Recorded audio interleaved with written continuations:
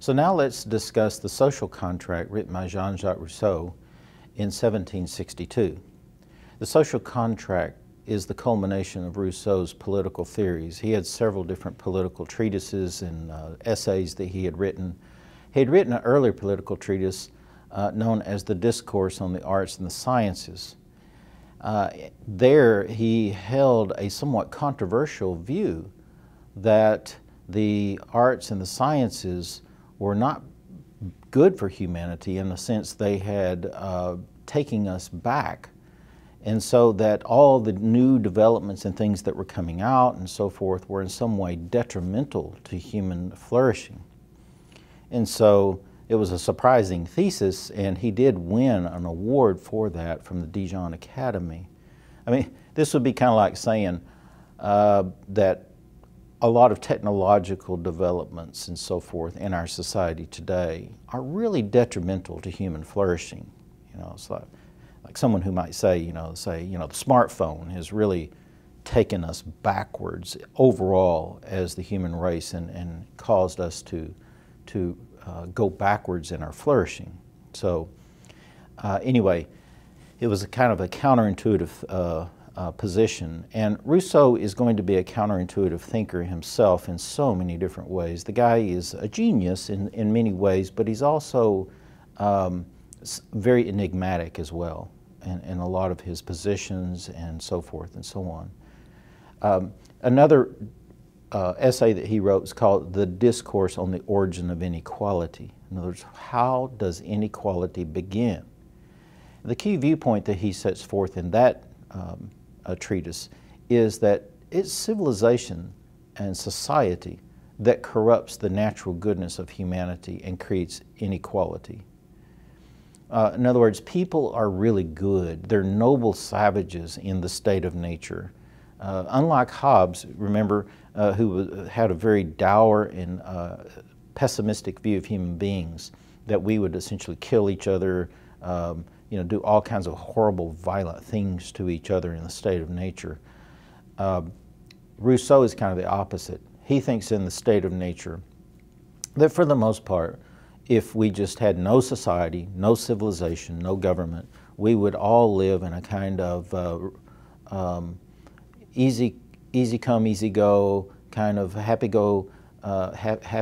world where everything is just sort of a kind of rosy situation. We would be noble savages. We would take nothing more from nature than what we needed. We would be friendly to each other and so forth. And rarely would there be any kind of a conflict and so forth.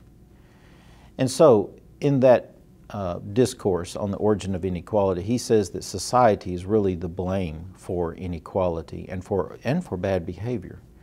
Now, this is going to be a viewpoint that persists all the way up till today.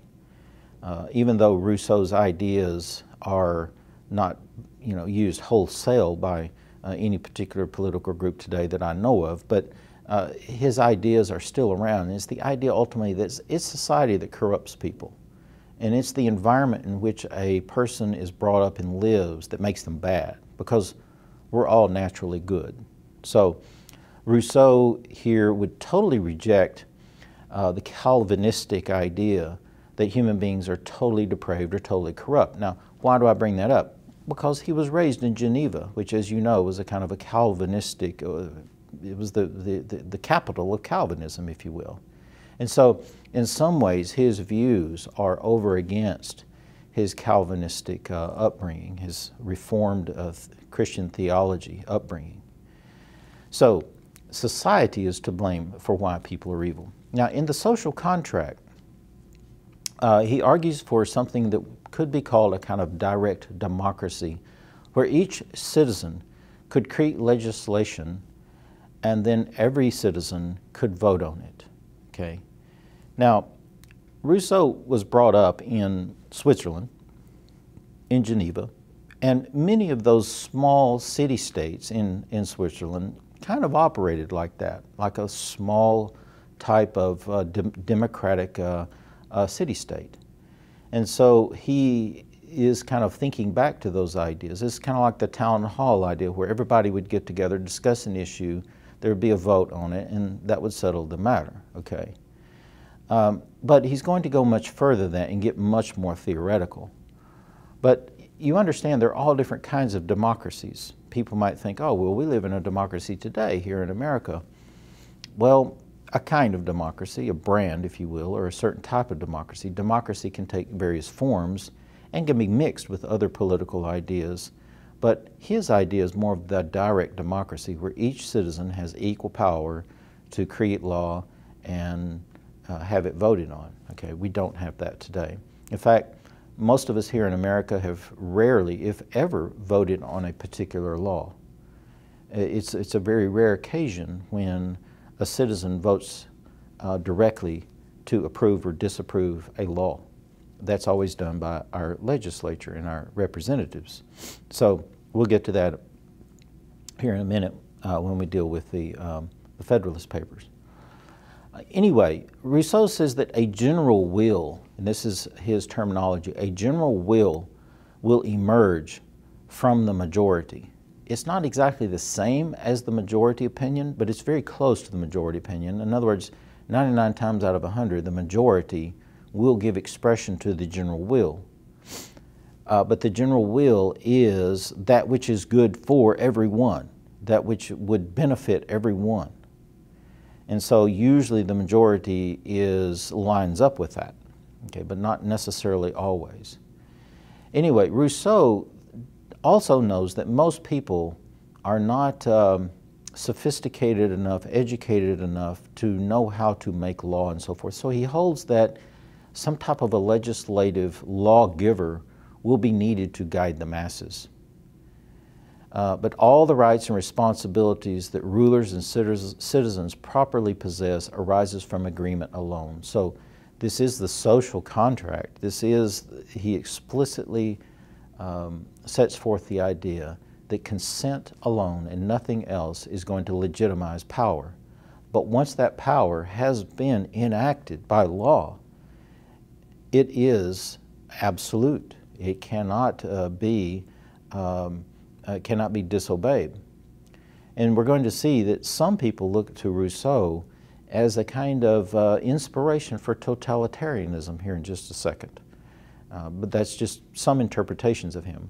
But Rousseau in the Social Contract will go on to become a major inspiration for the French Revolution of 1789, which, as you know, ended badly in 1793 and 94 in the Reign of Terror. And so the battle cry of liberty, fraternity, equality echoed these themes in his monumental book. In other words, his book sets forth these themes and will become a major part of the history of politics. So Rousseau wants to find a kind of sure principle for legitimate government. And he opens the Social Contract with a very haunting and famous political statement where he says, "Man was born free, and he is everywhere in chains." Now, Marx will echo this as he ends the Communist Manifesto, shouting, "Workers of the world, unite. You have nothing to lose but your chains." And so for Rousseau, though, no natural authority of one person over another can be found. In other words, back to that state of nature, there is nothing there. There's no birthright. There's no divine right. There's nothing that gives one person legitimate rule over another. Not even power. The whole idea of might makes right, he totally dismisses. That is not a legitimate basis of power. So he asserts that all legitimate authority must come from covenants, from agreements and contracts, hence social contract theory. Now, again, he doesn't completely invent this. Locke had written his work, Second Treatise, 80 years earlier, and Hobbes had written Leviathan even further back than that, okay, about 120 years earlier. So Rousseau doesn't invent this, but he definitely gives expression to it in such a way for the French people that it becomes like a Bible for the French Revolution. He assumes that each person has a natural, self-evident right to govern himself. This is an assumption that every person has some kind of inherent, natural right to govern themselves. This is just self-evident. it's like our Declaration of Independence will say, not echoing Rousseau, but more echoing Locke, that we hold these truths to be self-evident. In other words, we hold these truths to make a whole lot of sense. We hold these truths to be something that no one can, in their right mind, deny. They're not something that one can easily just whisk aside. If you have any half of a brain, this should be obvious to you that every person has a right to govern his self, okay? And everything that his self produces. Okay, now one of the things that Locke will set forth in the second treatise on government is a very intuitive kind of discussion of what makes things yours. What makes something yours is that you put yourself into it. So if I was to find an old tree that had fallen in the forest, we live in a state of nature, I go find this tree, drag it back to my house, cut it up and make a table and chair out of it and put a lot of work into it, then the chair and the table are mine, okay? I put myself into it. And so this is my property is what I invest myself into, okay? This is the labor theory of value. This will become very important for Marx too, by the way. In fact, it'll become all important for Marx, we'll see in a following lecture. But anyway, for Rousseau, this is patently obvious to plain reason, that I have a right over my own self. And like Locke, this becomes a bedrock to legitimate power derived from the consent of everyone. And so if you're going to engineer consent, if you're going to try to extract consent as a legitimate basis for power, then you ultimately are going to wind up going with, well, what view has the most support? What view has the majority view? Which view has the most consent? And so the one that has the most consent will, essentially rule the day. So even if a people agree to let a king rule them, such as in the Leviathan, they had to become a people first. They had to mostly agree that majority rule is a kind of a plain path to establishing a king. Now, Rousseau doesn't think that a king should rule. He thinks it should be, like I said, a direct democracy. But the point being that anyone who believes in this social contract theory that rule comes from consent, you have to recognize that no one comes out of the state of nature unless they assume, unless they believe that they have the power to govern their own affairs. Otherwise, they could say, well, count me out. I'm not going to join into this new social contract. And that will become a problem. It will become one of the major critiques that Hume will use to attack social contract theory. Hume, the quintessential skeptic, does not think that social contract theory is correct. A little bit more about that later. So, back to Rousseau, in the state of nature, individuals will get fatigued with self-preservation. It takes a lot of work to preserve yourself in the state of nature. You need to collaborate with other people to live well. If we're going to flourish and efficiently survive, it is only going to be through voluntary cooperation with others who have the same problem. And so by combining our efforts, a kind of social synergy will generate prosperity and security whereby everyone can begin to flourish. But here's the problem. How can we maximize the needed security that we want and flourish together and also stay free? In other words, how can we do this without diminishing personal freedom? So here's what Rousseau says, quote, "Each one of us puts into the community his person and all his powers under the supreme direction of the general will, and as a body we incorporate every member as an indivisible part of the whole. So you enter into a collective." And so what Rousseau believes is that ultimately this collective will give you more than you gave. You'll get more out of it than what you put into it. How is that the case? Well, each member gets more out than they sacrifice to get into the collective due to the abundance of a synergy. You must relinquish your freedom. But what do you get back? You get back, the social contract will give you back freedoms that you can enjoy and that you can use. See, one of the problems in the state of nature, I mean, even in Rousseau's view, is a kind of, happy-go-lucky, hunky-dory view that it is. Yes, human beings can take things from one another or something when no one else is looking. And so in the state of nature, you do have to worry, and there always can be evil people, particular people who perhaps have lost their rationality or something of that nature, and have become insane and are doing great violence to people, all right? And so we fear that if we're in the state of nature, that some crazy person is going to come along and do great violence to us or our loved ones. So that's how we get fatigued with constantly watching over our security, our families, and our possessions.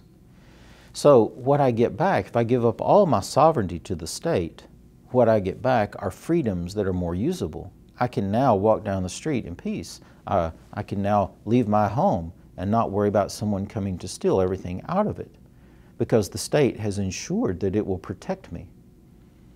And so I get freedoms, I get less freedoms, but they are freedoms that are more usable. So let me give you an example. Let's just suppose that tomorrow the governor said all traffic laws in North Carolina are suspended for the next week. You have, in other words, you have now perfect freedom to drive however you want, as fast as you want, whatever part of the road you want.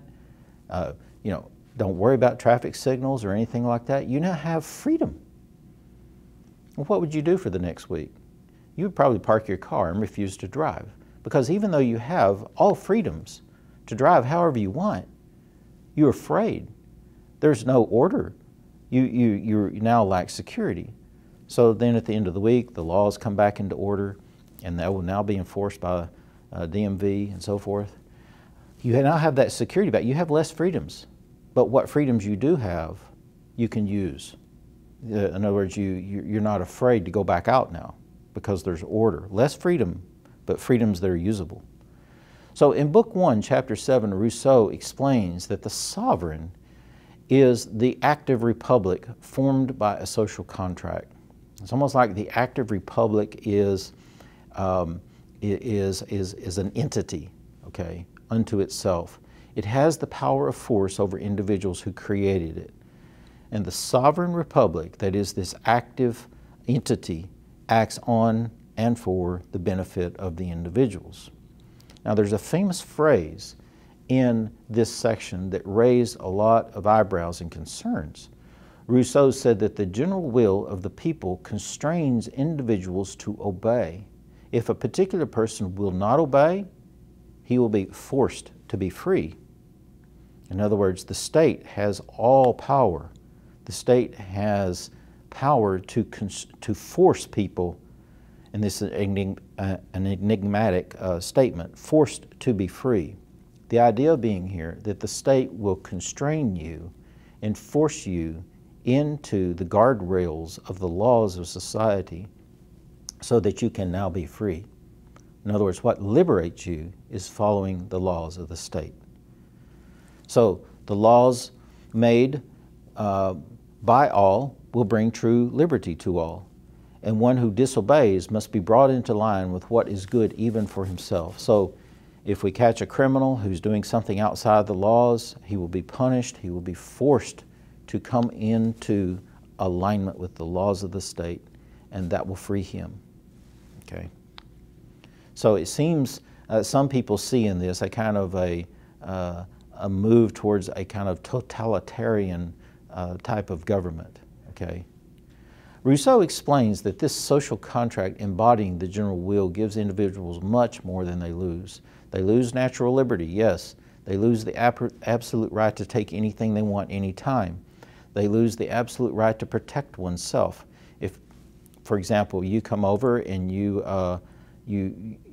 let's just say that you killed someone in my family, and I discover that you've done this, I wasn't there, I don't have the right now to go out and execute you. I do not have the right to go out and find you and bring you to justice.